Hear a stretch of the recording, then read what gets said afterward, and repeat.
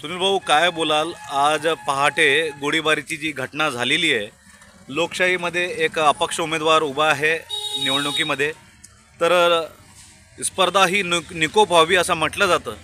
पण हा जो लॉ अँड ऑर्डरचा विषय झालेला आहे जळगाव जिल्ह्यामध्ये, एकूणच 15 दिवसात ही दुसरी फायरिंगची घटना आहे. काय म्हणाल आपण? सर्वप्रथम मी या घटनेचा तीव्र शब्दामध्ये निषेध व्यक्त करतो. अतिशय चुकीची आणि लोकशाहीच्या हत्येची ही घटना आहे. लोकशाहीने डॉक्टर बाबासाहेब आंबेडकरांनी दिलेल्या संविधानाच्या अधिकारातून प्रत्येक नागरिकाला निवडणूक लढवण्याचा अधिकार असतो आणि ज्या पद्धतीने महाराष्ट्रात किंवा देशामध्ये या पद्धतीने घटनाक्रम सुरू आहे हा अतिशय चुकीचा आहे. कुठलीही निवडणूक ही लोकशाही पद्धतीने झाली पाहिजे, स्पोर्टमॅनशिप मध्ये झालेली पाहिजे अशी या मताचे आम्ही आहोत.